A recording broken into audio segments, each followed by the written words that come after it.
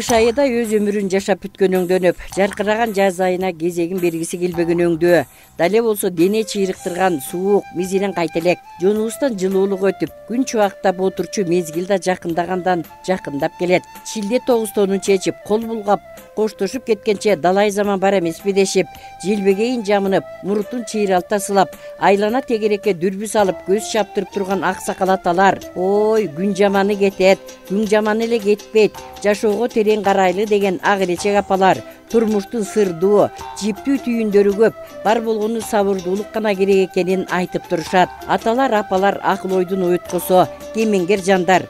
Алардын ар бир айткан сөзү, кеп кеңештери улам кийинки муун урпактарга эм да дем да болмокчу.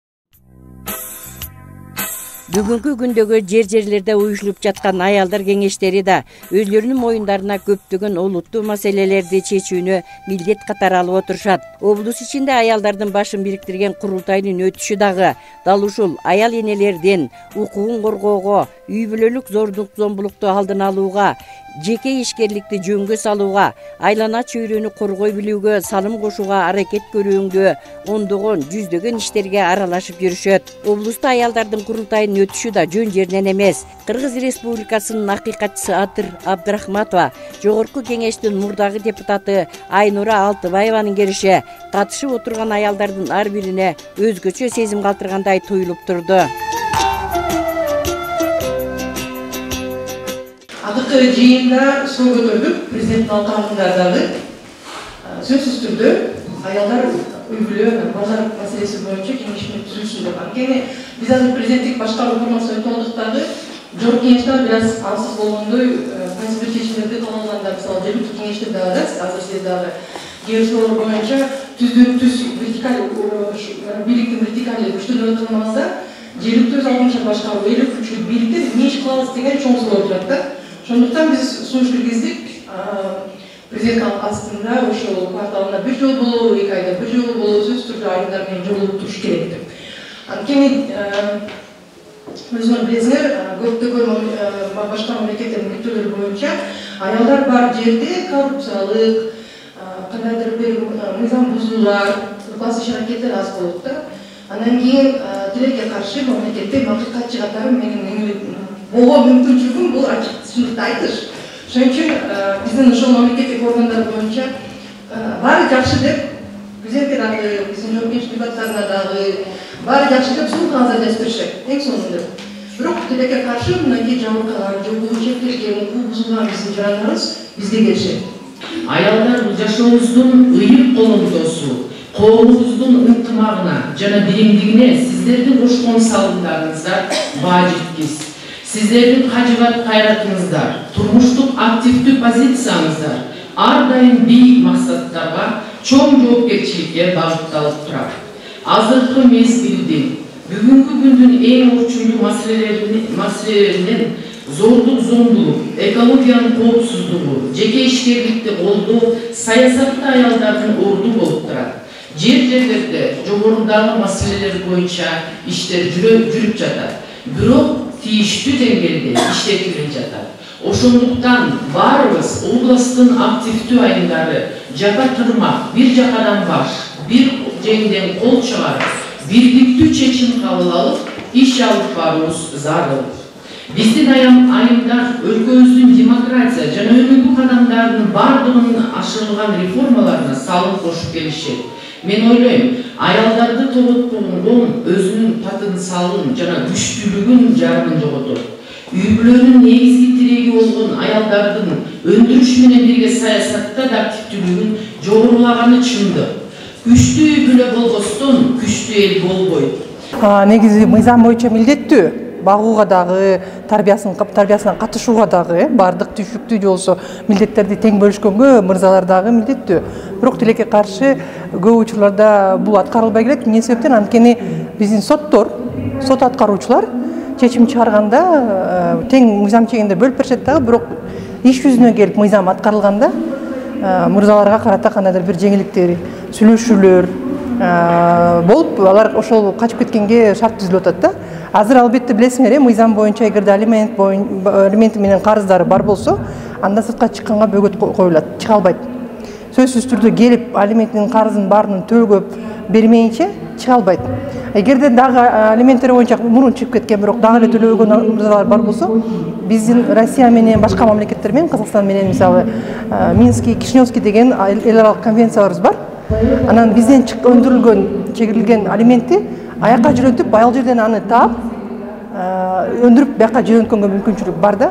Биз айымдар колдонуп, ошону көп учурда колдоно албай келе атат. Андан сырткары ошол сот аткаруучулар ошол мүмкүнчүлүктү аялдарга түшүндүрүп бериш керек. Анткени бардык ойлойт да, алимент дегенде бул аялдын бир кандайдыр бир кызыкчылыгы, бул биздин кызыкчылык эмес, бул баланын кызыкчылыгы. Анан кийин ушундай карыздары топтолуп сыртка чыга албай, же тиги хачка, умрага же дагы бир кызмат иш кылайт элем, чыгат элем дегендер келип өзүнүн ошол мурунку келинчектерин алдап, эми жазып берип койсун, буга карызым жок, эч кандай доматым жок, мен чыгып келейин, анан жардам берем деп кайра алдап качып кетишкенге аракет кылат да. Ошондо мен айымдардын баарынан кайрылат элем да, калп айткан болбойт. Ошол акча аялдын акчасы эмес, ошол акча баланын акчасы. Эгерде силер баланга өндүрүлгөн, чегирилген алиментти ошентип төлөгөн, карызы жок деп айтатсыңар, анда силер балаңардын укугун бузуп атасыңар. Аялдар ошону барып ошол кадамга барбаш керек да. Көп учурда ошентип алданып, же коркутушат, кайын журту келип же өзү же алдашат, аны жазып берет да, карызы жок депчи. А чынында карызы бар. Ошон үчүн эгерде карыздары бар болсо, анда сот аткаруучуларды тепкилеп иштетиш керек. Эгерде алар иштете албаса, бизге кайрылыш керек. Акыйкатчыга, прокуратурага кайрылса болот, мыйзамсыз иш аракеттерине. Сыртта жүргөндөрдөн дагы алимент өндүргөнгө толук кандуу мүмкүнчүлүк бар. Деги эле аталардын жоопкерчилигине мындан ары бир күч алабызбы? Аларга жоопкерчилигин бере алабызбы? Албетте, бирок өзүбүздөн баштап киришке болуп атпайбы? Бизде бар го кыргыздардын сөзү, атанын жакшысы жездеде депчи. Биз өзүбүз башынан ошентип көндүрүп атпайбызбы? Эркек киши көп аралашпайт үй катына, эркек киши көп балдардын тарбиясына аралашпайт, кандайдыр бир ызы чоп кеткен билет тарбия берип койбойсуңбу депчи. Анан баарын эле өз моюнубузга илип алганбызда илгертенчи көптөн бери эле. Ошондуктан мен ойлойм, азыр мынакей жаңы муун келе атат, жакшынакай үй бүлөлөр, жаңы үй бүлө кургандар.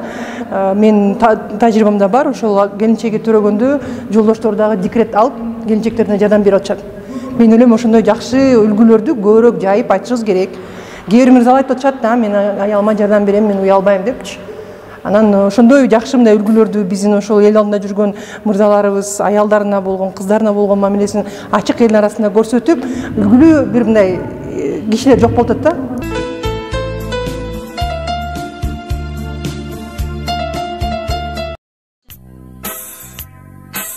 Аялдардын коомдогу ээлеген ордун жогорулатып, саясат айдыңында да алардын санын көбөйтүү максатын жүзөгө ашыруу максаты белгиленди.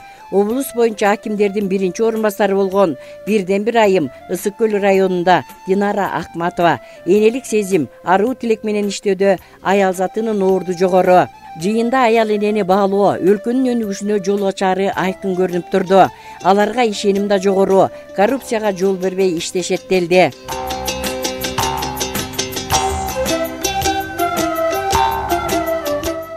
Өзгөчө күн, анткени бүгүн Караколдо аялдардын тилектештиги курултай өтүп жатат. Бүгүн бул жерде, бул залда өтө мыкты айымдар, лидер айымдар биздин коомубузда өзгөчө орду бар. Анткени чындыгында биз аялдар жаратман элге элебиз, калып келебиз. Бүгүн биз мыкты айымдардын жетишкендигин угабыз, алардын тажрыйбасын угабыз, бири-бирибиз менен дагы тажрыйба алмашабыз. Анткени бири-бирибизди айымдар колдоп, тилектештигин билдирип, анан лидер айымдын өзгөчөлүгү бар да. Лидер айым бир тепкичке жеткенден кийин өзү кетип калбайт. Бул тепкич менен аркасынан келаткан жаш айымдарды лидерликке тартып, чогуу биргелешип, мындай жаратман иштерди жасасак, ошондо жакшы жыйынтыктарга жетебиз.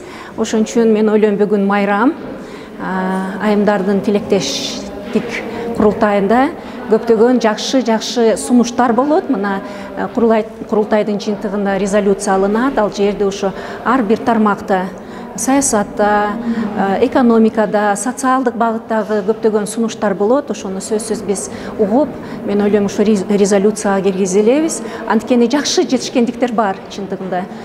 Бирок биз дагы ошол биздин сүйүктүү Кыргызстаныбызда, областтарда, ар бир айылда өнүгүү болуш үчүн биз айымдар өз салымыбызды кошуп келатабыз. Дагы эле ушул өнүгүү, ушул багытта дагы иштегенге даярбыз.